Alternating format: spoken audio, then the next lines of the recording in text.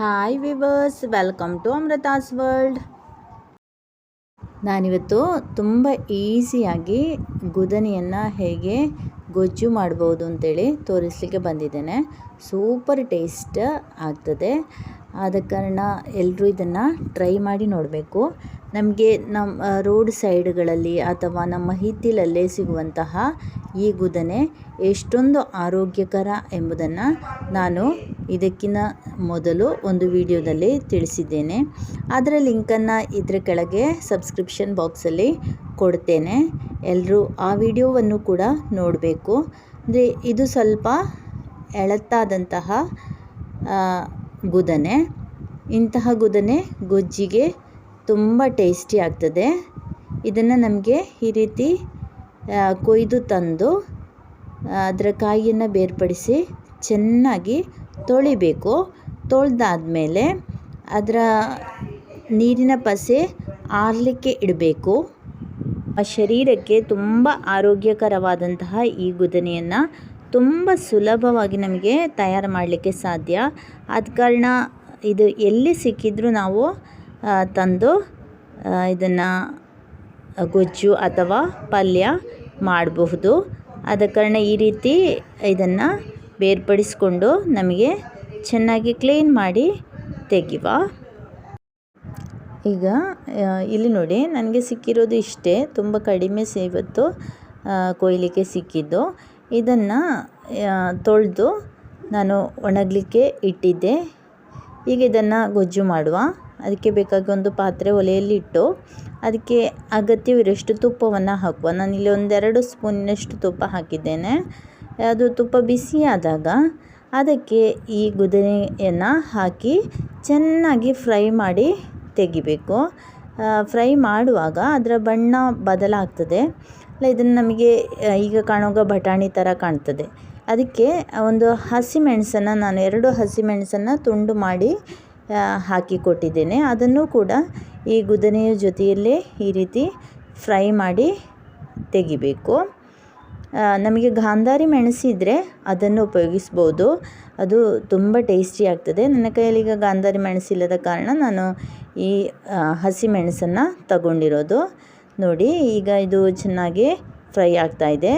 ಇದನ್ನು ಇನ್ನು ಬೇರೆ ಪಾತ್ರೆಗೆ ಹಾಕುವ. ಈ ರೀತಿ ನಾನು ಇಟ್ಕೊಂಡಿದ್ದೇನೆ. ಅದು ಸ್ವಲ್ಪ ತಣ್ಣದ ಮೇಲೆ ಅದನ್ನು ಸೌಟಿನ ಹಿಂಬದಿಯಿಂದಲೇ ಈ ರೀತಿ ಒಡಿಬೇಕು. ಅಥವಾ ಯಾವುದಾದ್ರೂ ಗ್ಲಾಸ್ ಅಥವಾ ಇತರ ಪಾತ್ರೆಗಳನ್ನು, ಚಿಕ್ಕ ಪಾತ್ರೆಗಳನ್ನು ತಗೊಂಡು ಈ ರೀತಿ ಅಮರಿಸಿ ನಮಗೆ ಎಲ್ಲವನ್ನು ಕಟ್ ಮಾಡಿ ಇಡುವ. ಈ ರೀತಿ ಒಡೆದಿಡಬೇಕು. ಅದರಲ್ಲಿ ನಮಗೀಗ ಬೀಜ ಕಾಣ್ತದೆ ಅಲ್ಲ, ಬದನೆಯ ಬೀಜ ಥರನೇ ಚಿಕ್ಕ ಬೀಜ ಇದರಲ್ಲಿ ಇದೆ. ಕಾಣಲಿಕ್ಕೂ ಬದನೆ ಥರನೇ, ಅದರ ಹೂವು ಗಿಡ ಎಲ್ಲ ಬದನೆ ಥರನೇ ಇರ್ತದೆ. ಈಗ ಎಲ್ಲವನ್ನು ನನಗೆ ಹುಡಿ ಮಾಡಿ ಆಯಿತು.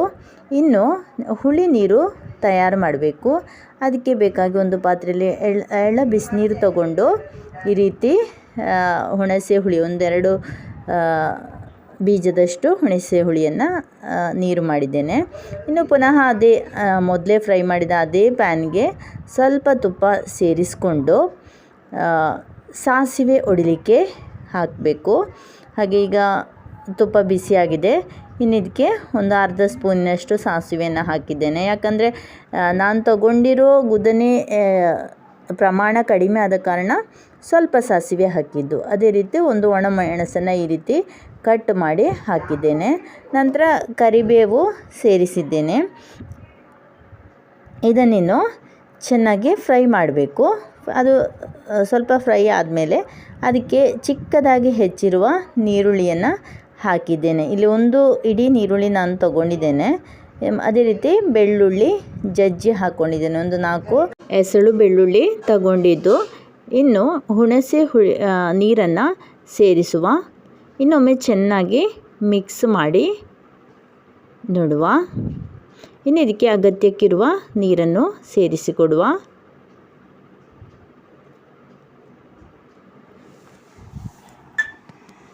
ಬಳಿಕ ಅಗತ್ಯಕ್ಕಿರುವ ಉಪ್ಪನ್ನು ಸೇರಿಸಬೇಕು.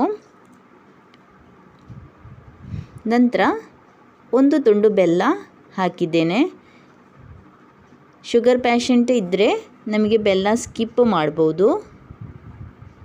ಇನ್ನು ನಿಮಗೆ ಅಗತ್ಯ ಇದೆ ಅಂತಾದರೆ ಒಣಮೆಣಸಿನ ಹುಡಿಯನ್ನು ಸೇರಿಸ್ಬೋದು. ಅದೇ ರೀತಿ ಜಜ್ಜಿಟ್ಟಿರುವ ಗುದನೆಯನ್ನು ಸೇರಿಸಿದ್ದೇನೆ. ಈ ರೀತಿ ಚೆನ್ನಾಗಿ ಮಿಕ್ಸ್ ಮಾಡಿಕೊಡುವ. ಇದು ಚೆನ್ನಾಗಿ ಕುದಿಲಿ. ಈಗ ನಮ್ಮ ಪದಾರ್ಥ ರೆಡಿಯಾಗಿದೆ. ಇನ್ನು ಬೆಂಕಿ ಆಫ್ ಮಾಡುವ. ಈಗ ಸರ್ವ್ ಮಾಡಲಿಕ್ಕೆ ರೆಡಿಯಾಗಿದೆ. ಅನ್ನದ ಜೊತೆ ತುಂಬ ಟೇಸ್ಟ್ ಆಗ್ತದೆ. ಎಲ್ಲರೂ ಟ್ರೈ ಮಾಡಿ ನೋಡಿ. ಇಷ್ಟ ಆದರೆ ಖಂಡಿತವಾಗಿಯೂ ಲೈಕ್ ಮಾಡಿ. ಅದೇ ರೀತಿ ಎಲ್ರಿಗೂ ಶೇರ್ ಮಾಡಿ. Thank you for watching.